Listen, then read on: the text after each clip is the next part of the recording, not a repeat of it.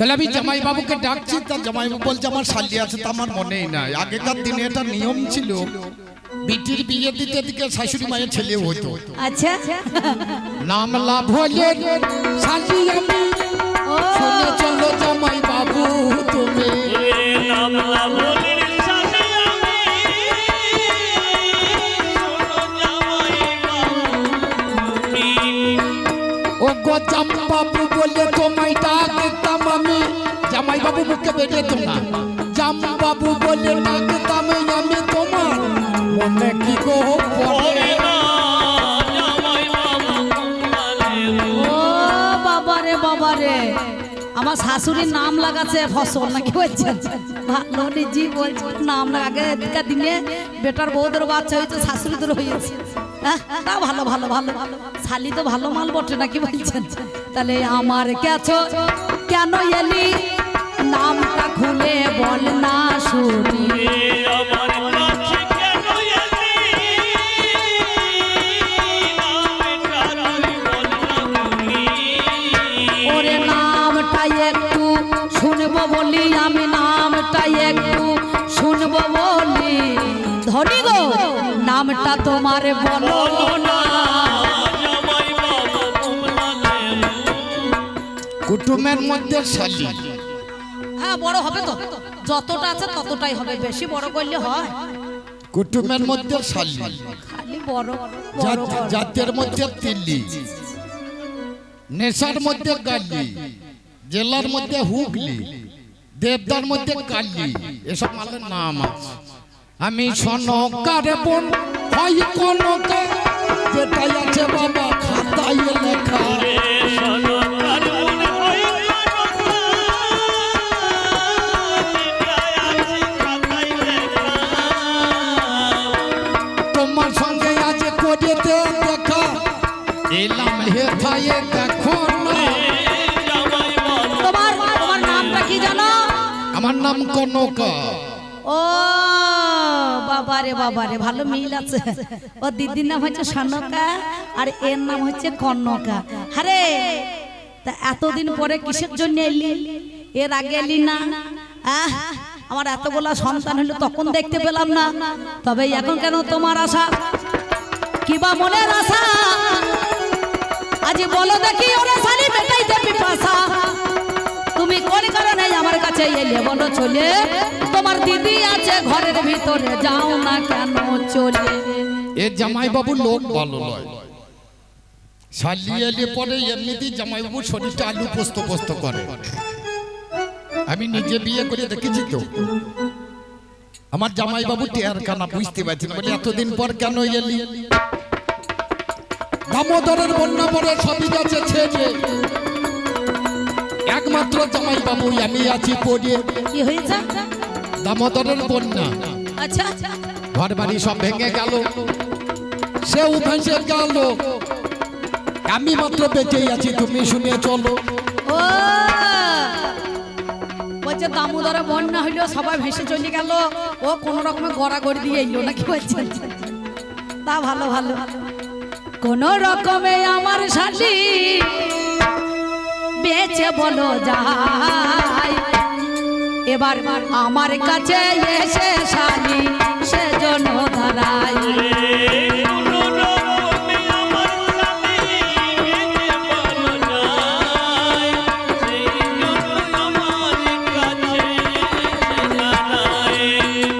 কি বায়াসা তোমার মনে,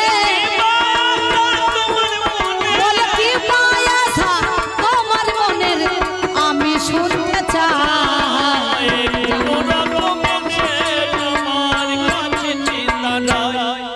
আচ্ছা বলুন, একটা শালি এলে তাকে ওই জিজ্ঞাসাবাদ করবে না? ঘরে নিয়ে গিয়ে এখানে জল টল খাওয়াবে?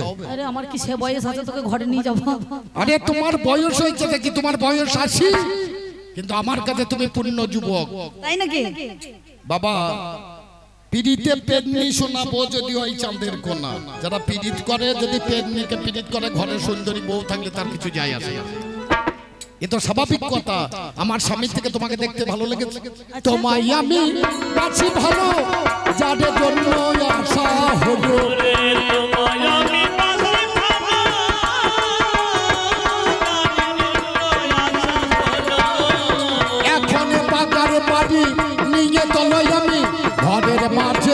দেবো না।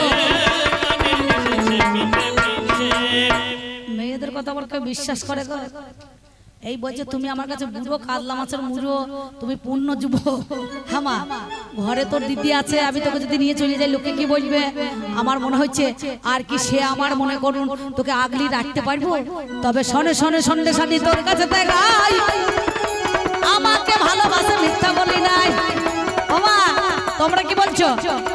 এই রকম শালি যদি কারো পাশে পাশে থাক, তার কি মন আর বাঘ মানে নয় তো কথা মিছে। তাই আমার কাছে বলে কথা, জামাই বাবু গো তোমায় বড় ভালোবাসি, তোমার ভালোবাসাতে আমি হলাম ওরে খুশি। ভালোবাসাতে আমি খুশি হইলাম। খুশি হলে হবে না, কি হবে?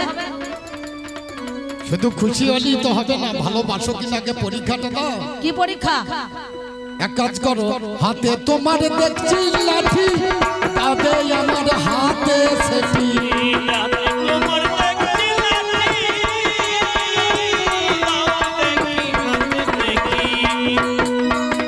ভালোবাসা বুঝবো পরিপাটি, তাছাড়া তো হবে। এইটাই তো ফের লাগিয়ে দিল। বলছে তুমি যে আমাকে সত্যিকারে ভালোবাসো, এ কথাটা সবার আছে জানা, আপনাদেরও শোনা, মাঝে মাঝে গায় না, দেখবেন অনেকজনা ভালোবাসার মানুষই যখন ডাকে রে, সময় কি আর ঘরে থেমে থাকে রে।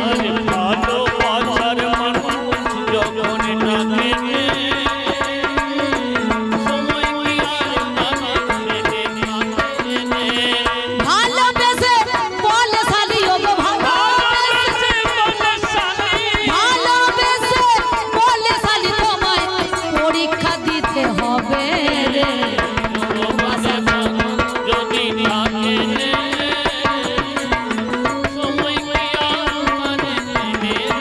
বাবা বাবা কি পরীক্ষা দিতে হবে? আমার ওই লাঠি, তোমার হাতে একটা লাঠি দেখছি, এটা হেমফুলের দ্বন্দ্ব, বিচার করা চাই। আমি কি বলিব ভাবের কথা তোমার কাছে গাই, পাগলি রে হেমতাল দ্বন্দ্ব এটা লাঠি হইল আমার গুরুর কাছে পাই। তবে শোনো কথা, এই লাঠি নিয়ে তুমি কি করিবে? হাই এ জামাই বাবু, এ বন্যার জলে সাপ এসেছে, আমি সাপ মারবো, তাই নাকি? ওই জন্য ওই লাঠিটা আমার দরকার। আমি বাগান বাড়িতে থাকবো, যদি সাপে তেড়ে আসে মারবো। কারণ আমি তো আছি সাথে। আরে তুমি তো আর সব সময় থাকবে না, তুমি তো দিদির কাছেও যাবে, তোমার দু নৌকায় পা পড়ে আছে। ঠিক বলেছো। এ নৌকায় একবার দেবে, ও নৌকায় একবার দেবে, তখন ফাঁকা থাকবো, তখন কে আটকাবে? বাবা মেয়েদের খুব চালাক রে। বলছে তোমার দুই নৌকায় পা পড়েছে তো জেনে শুনে আমার কাছে এন্ট্রি কার্ড ফোন করতে। আরে বাবু, তোমাকে আমি বললাম তুমি বৃদ্ধ হলে আমার কাছে যুবক, তুমি বুঝতে পারলে না? চিন্তা নাই, চিন্তা না হচ্ছে। বাপ যতদিন থাকে ততদিন শোনো, বাপ করবে না। এই হেবে তালের লাঠি খানা দিয়ে তোমায় দিচ্ছি, তবে ফেরত দিতে হবে। আজ রাজি কিনা রাজি? দেবো দেবো। দেবে? এই নাম হেমতালের দ্বন্দ্ব তোমারে জানাই, ভালোবাসা বেশি জীব মনে মনে হয়। বেশ থাকো। তাহলে লাঠিটা পেয়েছে নাকি? ভালোবাসা আর একটা পরীক্ষা নেওয়া যাক, তারপরে ভালোবাসবো তোমাকে। তোমার কাছে একটা মন্ত্র আছে, ওদের নামে যার মহাজ্ঞানের মন্ত্র আমায় দেবে, তাহলে আমার তুমি ভালোবাসা পাবে। মহাজ্ঞান মন্ত্র? সর্বে যারা কাটে জানাই কথাই আমি আপনাদের নিকটে, এই কাটা মানুষকে আমায় বাঁচাইতে হয়। ধরন্তরি দিয়েছে গো তোমার কাছে, মিথ্যা কবু নয়। মহাজ্ঞান মন্ত্র। ও মা, এই বল শুনতে শুনতে পালাতে নয়। ও সাধনদার বউ, সাধনদার পালাইছে, সাধনদার বউ পেঁচু ধরেছে। আমরা তার বউ আনিনি সঙ্গে, যে আমার পেঁচু ধরবে নাকি বলছে? বল। আর কাকা বড় হচ্ছে। আচ্ছা বড়ই তো, এটা তো ছোট নয়, বলছেন না? এটা বড় বড় বড় বড়। আপনি বড় করতে পারেন না, আমরা যতক্ষণ ততক্ষণ বড় করবো বলি তার করা যাবে না। আমার দম সময় বুঝে যতক্ষণ তো হচ্ছে, ততক্ষণ বলটা তুমি নাকি বড়। অসময় খালি বলছেন বড় কর, সময় আছে তাকে, লাইন আছে তো। ওরে এই তাহলে বলি তাও তুমি মহাজ্ঞান, যেটা আড়াই অক্ষর হয়, আমার কানে তাও তুমি তোমারে জানাই। এইবার শালি গো আমার কাছে আবদার করে, আপনারা জ্ঞানী জনে দেখুন বিচার করে। কানে কানে কি বলিব জানেন মহাশয়, ওই মহাজ্ঞান মন্ত্রটা কানে আমি অমনি দিয়ে দেয়। এক কাজ করো জামাই বাবু, তুমি একবার ওই দিকে দাঁড়াও, ওইদিকে ওই দিকে মুখ করো। সঙ্গে সঙ্গে আমাকে বলছে জামাই বাবু ওই তুমি দিকে একটু মুখ বিমুখ করো। করে দাঁড়াও। বেশ, আমি একবার দেখি মালগুলো ঠিক তোমার আছে। কথা শুনে দাঁড়াইলাম, তোমার কথা শুনে দাঁড়াইলাম, তোমার কথা শুনে দাঁড়াইলাম। তোমার কথা শুনে দাঁড়াইলাম, বলি ওরে আমার প্রাণের শালি, তোমার কথা শুনে দাঁড়াইলাম, বলি আমার প্রাণের শালি, কথা শুনে বেশ, দাঁড়াইলাম। তোমার কথাবার্তা আমি বিমুখ করে দাঁড়িয়েছি। আমি লাঠি পেয়েছি, মহাজ্ঞান মন্ত্র পেয়েছি, একবার দেখবো না জিনিসটা কেমন। হ্যাঁ অবশ্যই।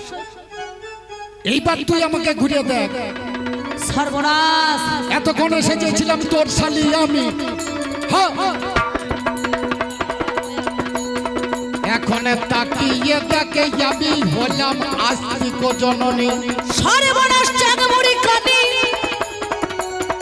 আমার চা ছলে চাতুরি করে মহাজ্ঞান মন্ত্র হেমতলে দ্বন্দ্ব নিলি, যে হাতে পুজিয়েছি আমি শিব সুলপানি, সেই হাতে পুজিতে চাই নাই আমি চ্যাং মুড়ি কানি। তুই ওরে দূর হয়ে যা। আমার যদি পূজা করিস ওরে চন্দ্রধর, সাতটা পুত্র ফিরে পাবি দেই তার খবর। কি? আমার যদি পূজা করিস আচ্ছা, তোর মরা ছেলে ফেরত পাবি। আমার যদি পূজা করিস টিকা ফেরত পাবি। ওরে আমার চন্দ্রধর, আমার কথা নেবি। যার যখন ভাগ্য ভোলে শুকনো জায়গায় ডেঙ্গা ফলে, তোমারে জানাই আগে বাঁচিয়ে দে, তোর কথা নইলে আমি শুনবো না। আগে বাঁচিয়ে দাও তাহলে তবে হবে। কাজ কর, কি? পূর্ব দিকে জোর হাতে দাঁড়া, বেশ, একবার জাগরে জাগরে জাগরে আমার মানিক লক্ষিন্দর। জাগরে জাগরে জাগরে জাগরে আমার প্রাণের লক্ষ্মীন্দর। আরে নম নম নম মাতা নম নারায়ণ। একবার জাগরে জাগরে জাগরে আমার প্রাণের লক্ষ্মীন্দর। আরে ভয় ভাঙা ওই রাঙা তোর চরণ দুখানে। একবার জাগরে জাগরে জাগরে আমার প্রাণের লক্ষ্মীন্দর। আজে শ্যাম সুন্দর গঙ্গাধর আজ বাঁচিয়া উঠিল। একবার জাগরে জাগরে জাগরে আমার প্রাণের লক্ষ্মীন্দর। ওরে হলো ধরাছি করে তারা দু ভাই এলো। একবার জাগরে জাগরে জাগরে আমার প্রাণের লক্ষ্মীন্দর। আরে শিখরান ধরে তারা দু ভাই এলো। একবার জাগরে জাগরে জাগরে আমার প্রাণের লক্ষ্মীন্দর। ওরে লক্ষ্মীন্দর উঠে বাবা নাচিতে লাগিল। একবার জাগরে জাগরে জাগরে আমার প্রাণের লক্ষ্মীন্দর। এই বলিয়া কি হইল জানেন মহাজ্ঞানী, আমার লক্ষিন্দর যখন বাবা মাঝে আসলো শুনি, এদিকে সেজন আমার কথা দিয়েছিল। আমার সাঁওতাল পরগনায় যখন লোহার বাসন নিন্দায় হইয়া গেল, সেদিন আমার বেহুলাই আর লক্ষিন্দরকে জানি চন্দ্রধর বণিক বাবা সেইখানেতে শুনি বিশ্বকর্মাকে দিয়ে তৈরি করিয়েছিল। বিশ্বকর্মা সেদিন আমার বিশ্বাসঘাত করলো। ওরে লোহার বছর তৈরি করা বিশ্বকর্মার ধন। আমি যখন খবর পাই করিয়া যতন, আমি কালী লাগতে তথাকারে পাঠাইয়া দিলাম। ঈশ্বর করে একটা বাবা ছিদ্র রাখালো, এই দিকে প্রবেশ করে দংশন করবে তুমি, তাহলে মারা যাবে লক্ষিন্দর গুণমন। লক্ষিন্দর মারা যাবে, আমার পূজা হবে। লক্ষিন্দর যখন দেখো ফিরিয়া আসিবে, সর্বদংশনে সেদিন মারা গিয়েছিল। আরে বিহুলা ভেলাই লইয়া ভাসিতে লাগিল। এইবার সেই ভেলা খানায় রেহাই, নেতা ধবানের ঘাটে অমনি লেগে যায়। নেতাই আমার নিজের সন্তান চাপড় মেরে দিয়ে কাপড় কেচে নিয়ে চলে যায় বাবা ওরে। এই কথাটা দেখে যখন মনেতে ভাবিল, নেতার পায়ে জোর করে অমনি পড়িয়ে গেল। মা জননী দরদিনী তুমি শুনে চলো, আমার স্বামীর প্রাণ ভিক্ষা দাও মা, কথা নয় নকলো। যখন গেছে স্বর্গধামে, তখন বললেন তোর স্বামী বাঁচতে পারে যদি নৃত্য গীতে আমাদেরকে খুশি করতে পারিস। নৃত্য গীত করে বেহুলা তার স্বামীকে বাঁচিয়ে নিয়েছিলেন। বাঁচিয়ে নিয়ে যখন আসছেন সেদিন আমি বলেছিলাম বেহুলা তোর স্বামীকে নিয়ে তুই ফিরে যাচ্ছিস ঠিক, কিন্তু ওই আমার পূজা দিবি মা, ওরে আমার পূজা দিবি মা, তোর শ্বশুরকে দেওয়াইবি মা,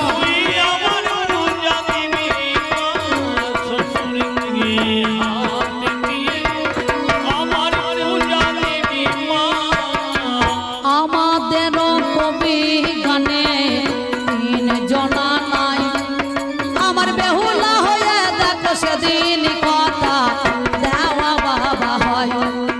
আমি কথা দিলাম মা জননী গো, আমি তোমারে জানাই, আমার সাতটা ভাসুরে আগে গেছে চলে মা, মিথ্যা বলি নাই। আমার স্বামী সহ সবাইকে তুমি মা বাঁচিয়ে যে দেবে, আমি আবার চম্পকনগরে গিয়ে দেখো পূজা দেব তবে। ওরে মনসাতে কি পাই সাতটা ছেলে চন্দ্র বাঁচিয়া উঠিল, মায়ের জয় ধ্বনি তারা করিতেছে ভালো।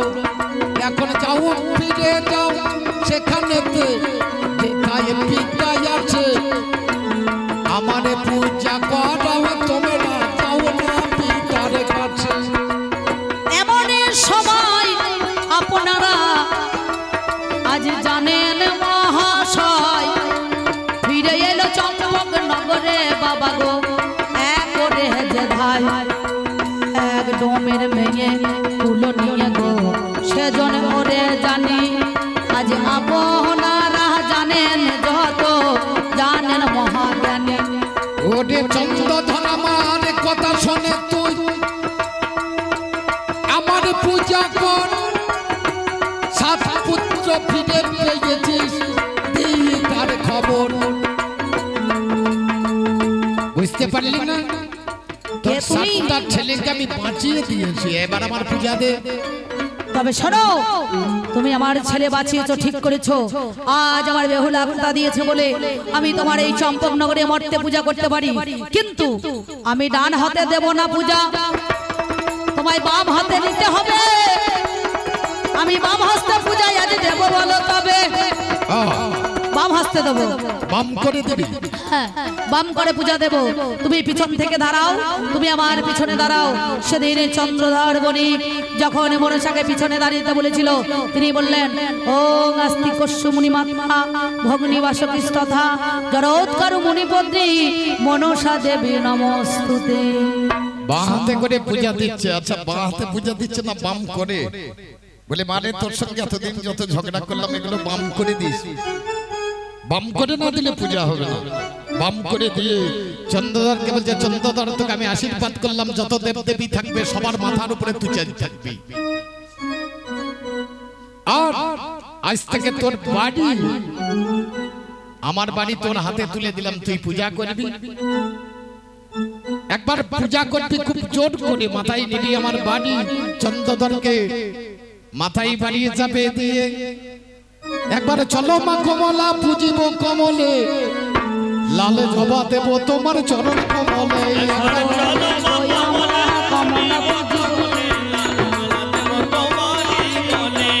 মনানন্দে তদে আমার রাজা চন্দ্রধর, আরে লালে জবা দিয়ে পূজা করিল, আরে ছয় বদলিল রাখে ছয় হাতের হানি, আরে ধর্ম কলসি নিল সনকা সুন্দরী। ওরে আমার পূজা করলি যদি রাজা চন্দ্রধর, সাত বোনের পূজা রাজা করবে সত্তর। আরে সন মাতায় আমারও মানতা, ওরে এত রাজের পূজা করতে ফুলি পাবো কোথায়? একে একে নাগ বোনের পূজা সমাধি, আনন্দে রাজায় আমার নাচিতে লাগিল। আরে হুলু হুলু ধুলু